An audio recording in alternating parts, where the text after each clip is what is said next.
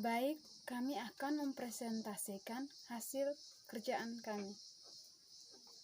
Penyelenggaraan Taman Penitipan Anak. Jenis-jenis layanan Taman Penitipan Anak secara umum terbagi menjadi dua jenis, yaitu berdasarkan waktu layanan dan tempat penyelenggaraan. 1. Berdasarkan waktu layanan. A. Sehari penuh. B. Setengah hari. C. Temporer. 2. Berdasarkan tempat penyelenggaraan. A. TPA perumahan, TPA pasar, TPA pusat pertokoan, TPA rumah sakit, TPA perkebunan, TPA perkantoran, TPA pantai, TPA pabrik, dan TPA mall. Prinsip penyelenggaraan. Pengalaman peserta didik di dalam keluarga dan di lembaga PAUD berpengaruh besar terhadap positif atau tidaknya peserta didik ketika belajar. Layanan TPA yang berkualitas menjadi prinsip yang khas meliputi TEMPA, ASA, ASU, ASI. TEMPA, yang dimaksud dengan TEMPA adalah untuk mewujudkan kualitas fisik anak usia dini melalui upaya pemeliharaan kesehatan, peningkatan mutu gizi, olahraga yang teratur dan terukur, serta aktivitas jasmani sehingga peserta didik memiliki fisik kuat, lincah dan daya tahan dan disiplin tinggi. 2. ASA. ASA berarti memberi dukungan kepada peserta didik untuk dapat belajar melalui bermain agar memiliki pengalaman yang berguna dalam mengembangkan keseluruhan potensinya. 3. ASI. ASI pada dasarnya merupakan penjaminan pemenuhan kebutuhan peserta didik untuk mendapatkan perlindungan dari pengaruh yang dapat merugikan pertumbuhan dan perkembangan, misalnya perlakuan kasar, penganiayaan fisik dan mental, dan eksploitasi. ASUH. Melalui pembiasaan yang dilakukan secara konsisten untuk membentuk perilaku dan kualitas kepribadian dan jati diri peserta didik. Komponen penyelenggaraan. Pertama, kurikulum. Kurikulum tingkat satuan pendidikan PAUD adalah kurikulum operasional yang disusun oleh dan dilaksanakan di satuan pendidikan anak usia dini yang sesuai dengan kondisi daerah satuan PAUD dan kebutuhan peserta didik. Dokumen KTSP. Dokumen KTSP PAUD terdiri dari 1. Dokumen berisi sekurang-kurangnya visi, misi, tujuan satuan pendidikan, muatan pembelajaran, pengaturan beban belajar, dan kalender pendidikan. 2. Dokumen berisi perencanaan program semester, rencana pelaksanaan pembelajaran mingguan, dan rencana pelaksanaan pembelajaran harian. Prinsip penyusunan KTSP. Penyusunan kurikulum PAUD dilakukan dengan memperhatikan prinsip-prinsip sebagai berikut. 1. Kurikulum yang dikembangkan berpusat pada peserta didik, yaitu dengan mempertimbangkan potensi minat, bakat, perkembangan, dan kebutuhan semua peserta didik, termasuk peserta didik yang mempunyai kebutuhan khusus. 2. Kurikulum dikembangkan secara konsteltual, yaitu dengan mempertimbangkan karakteristik daerah, kondisi sekolah, dan kebutuhan peserta didik. 3. Substansi kurikulum mencakup semua dimensi kompetensi dan mencakup semua program pengembangan yang direncanakan dan disajikan secara terpadu dan berkesinambungan sesuai dengan tahap perkembangan peserta didik. 4. Kurikulum disusun agar semua program pengembangan menjadi dasar pembentukan kepribadian peserta didik secara utuh dalam pembentukan sikap spiritual dan sikap sosial peserta didik. 5. Kurikulum disusun dengan memperhatikan tingkat perkembangan peserta didik karena peserta didik akan belajar dengan baik jika kebutuhan fisik terpenuhi.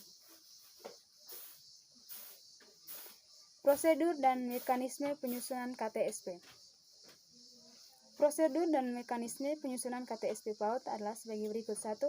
Analisis konteks. 2. Penyusunan dokumen KTSP PAUD. 3. Pengesahan KTSP PAUD. Pemberlakuan KTSP PAUD. Masa pemberlakuan KTSP PAUD yang telah dikembangkan oleh para tim pengembang akan diberikan setelah disahkan oleh pihak-pihak sebagaimana yang telah dipaparkan di atas. Masa berlaku KTSP PAUD bersifat relatif, biasanya tidak melebihi batas waktu 5 atau 10 tahun. Masa berlaku kurikulum dapat mengacu pada tenggang waktu masa akreditasi yang diatur dan diberlakukan di daerah tertentu, baik secara lokal maupun nasional. Pihak yang terlibat. Pihak-pihak yang terlibat dalam penyusunan KTSP antara lain guru, kepala atau pengelola lembaga PAUD, pemangku kepentingan yang relevan misalnya Dinas Pendidikan setempat, kantor Kementerian Agama setempat, tim pengembang kurikulum dan organisasi mitra. Tim pengembang kurikulum lembaga PAUD dan pengembangan dapat mengikut sertakan komite sekolah, narasumber dan pihak lain yang terkait. Pembelajaran. Pembelajaran adalah proses interaksi antara guru dengan peserta didik melalui kegiatan bermain pada lingkungan belajar yang aman dan menyenangkan dengan menggunakan berbagai sumber belajar. Konsep pembelajaran. Pembelajaran anak usia dini berpusat pada peserta didik. Pendekatan pembelajaran yang digunakan adalah pendekatan saintifik yang mencakup rangkaian proses mengamati, menanya, mengumpulkan informasi, menalar, dan mengkomunikasikan. Keseluruhan proses tersebut dilakukan dengan menggunakan seluruh indera serta berbagai sumber media pembelajaran. Prinsip pembelajaran: 1. Belajar melalui bermain. 2. Berorientasi pada perkembangan anak guru. Harus mampu mengembangkan semua aspek perkembangan sesuai dengan tahap usia peserta didik. Berorientasi pada kebutuhan anak. Berpusat pada anak. Pembelajaran aktif.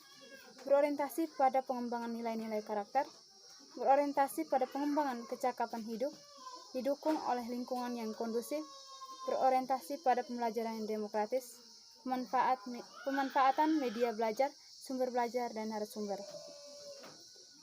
Lingkungan pembelajaran meliputi seluruh kompetensi dasar yang memadukan semua program pengembangan, yaitu nilai agama dan moral, fisik motorik, kognitif, bahasa, sosial, emosional, dan seni. Pengelolaan pembelajaran. 1. Perencanaan pengelola kelas. Rencana pengelolaan kelas mencakup penataan lingkungan belajar serta pengorganisasian peserta didik dan kelas. Pengelolaan kelas disesuaikan dengan model pembelajaran yang akan digunakan. Model-model pembelajaran tersebut diantaranya adalah model pembelajaran kelompok, model pembelajaran kegiatan pengaman, model pembelajaran berdasarkan area, minat, model pembelajaran berdasarkan sentra.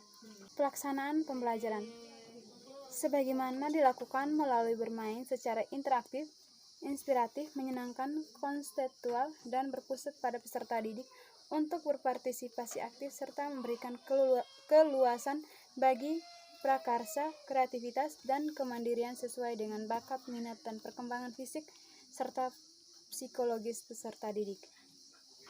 Evaluasi pembelajaran dilakukan pada saat proses kegiatan pendidikan, perawatan, dan pengasuhan. Rujukan pembelajaran secara teknis agar mengacu kepada pedoman pembelajaran yang diterbitkan oleh Direktur Jenderal Pendidikan Anak Usia Dini dan Pendidikan Masyarakat. Pengasuhan memiliki makna, yaitu orang yang mengasuh, mengurus, memelihara, melatih, dan mendidik. Pengasuh dituntut untuk mempunyai pengalaman, keterampilan, dan tanggung jawab sebagai orang tua dalam mendidik dan merawat anak. Untuk dibutuhkan tenaga pengasuh. Tenaga pengasuh adalah seseorang yang memiliki kemampuan untuk memberikan pelayanan, pengasuhan, dan perawatan kepada anak untuk menggantikan peran orang tua yang sedang bekerja atau mencari nafkah. Pengasuhan memegang peranan penting dalam proses tumbuh kembang anak. Berikutnya pendidik. Pendidik anak usia dini merupakan tenaga profesional yang bertugas melaksanakan pembelajaran, serta melakukan pembimbingan, pelatihan, pengasuhan, dan perlindungan. A. Guru. Kualifikasi akademik guru TPA adalah memiliki ijazah diploma 4.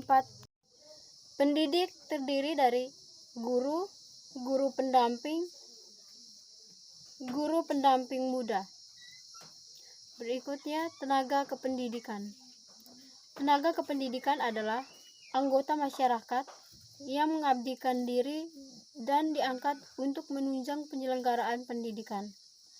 Yang termasuk ke dalam tenaga kependidikan TPA adalah Kepala Satuan Pendidikan atau pengelola TPA dan tenaga administrasi Kepala Satuan Pendidikan atau pengelola, yaitu orang yang diberi wewenang dan tanggung jawab untuk memimpin satuan pendidikan. Penilaian perkembangan peserta didik.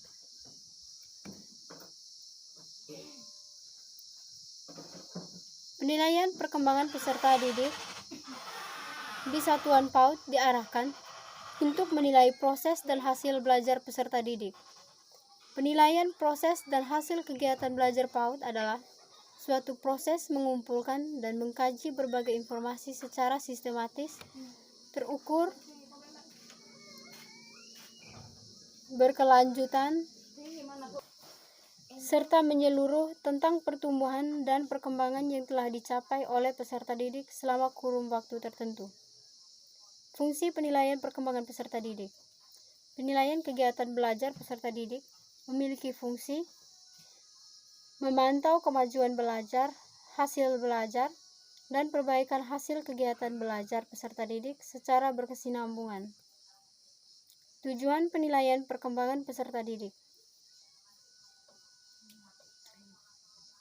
Penilaian proses dan hasil belajar di PAUD bertujuan untuk mendapatkan informasi tentang pertumbuhan dan perkembangan yang telah dicapai oleh peserta didik selama mengikuti pendidikan di PAUD.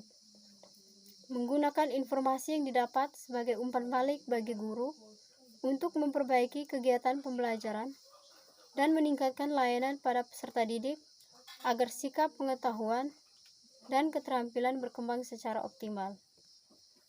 Memberikan informasi bagi orang tua untuk melaksanakan pengasuhan di lingkungan keluarga yang sesuai dan terpadu dengan proses pembelajaran di PAUD, dan memberikan bahan masukan kepada berbagai pihak yang relevan untuk turut serta membantu pencapaian perkembangan peserta didik secara optimal. Prinsip penilaian perkembangan peserta didik.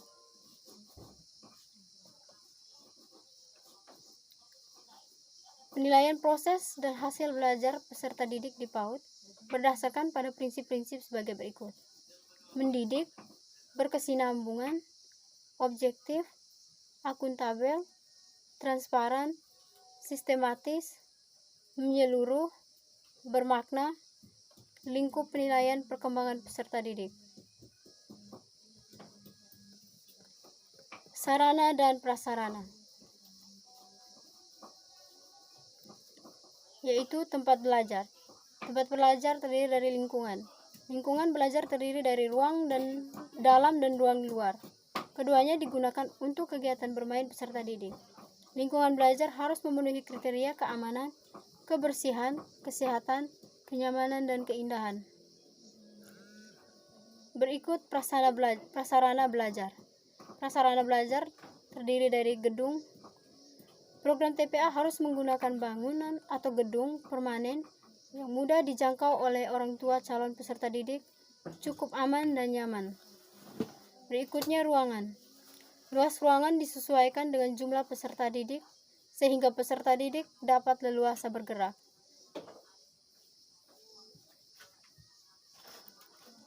Pengelolaan. Penyelenggaraan program lembaga. 1.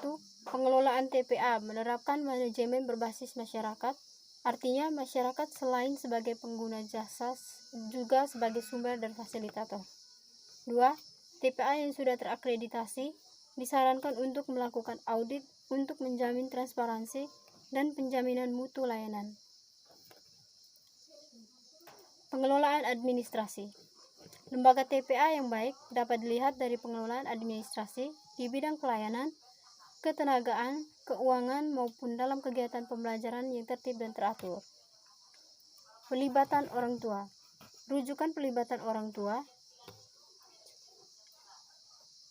secara teknis agar mengacu kepada pedoman pendidikan keorangtuan yang diterbitkan oleh Direktorat Jenderal Pendidikan Anak Usia Dini dan Pendidikan Masyarakat. Kemitraan. Kemitraan bisa dibangun dengan melibatkan berbagai pihak atau jejaring untuk mendapat dukungan dana dan menciptakan program yang terpadu. Pembiayaan. Sumber pembiayaan.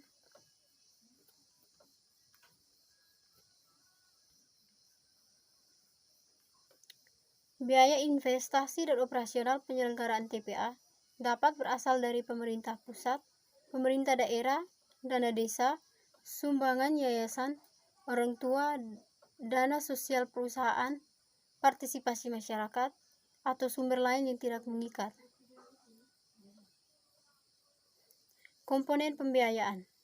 Komponen yang dibiayai dalam penyelenggaraan TPA antara lain insentif guru dan tenaga kependidikan, penyelenggaraan program pembelajaran termasuk sarana belajar, materi bahan ajar, evaluasi, dan kegiatan lainnya termasuk barang habis pakai. Pengadaan sarana pembelajaran dan pemeliharaan prasarana dan sarana belajar, langganan listrik, telepon atau PAM, program pelatihan bagi guru untuk meningkatkan wawasan dan keterampilan. Satuan dan penentuan pembiayaan. Satuan pembiayaan dapat dihitung berdasarkan biaya setiap peserta didik setiap tahun, besarnya dana yang dipungut dari orang tua untuk membangun penyelenggaraan program pembelajaran, perawatan dan pengasuhan peserta didik, ditentukan oleh pihak penyelenggara berdasarkan prakira biaya yang telah dihitung sesuai dengan kebutuhan peserta didik dan proses pembelajaran. Pengelolaan dan pertanggungjawaban penggunaan dana. Pengelolaan dana harus dilakukan seorang bendahara yang ditunjuk oleh kepala lembaga. Bendahara dapat berasal dari guru, pengurus atau petugas khusus. Jumlah dana yang diterima harus dicatat dalam buku kas, digunakan sesuai dengan program dan dipertanggungjawabkan secara terbuka pada orang tua peserta didik atau pihak yang berkepentingan. Sekian dari kami, terima kasih.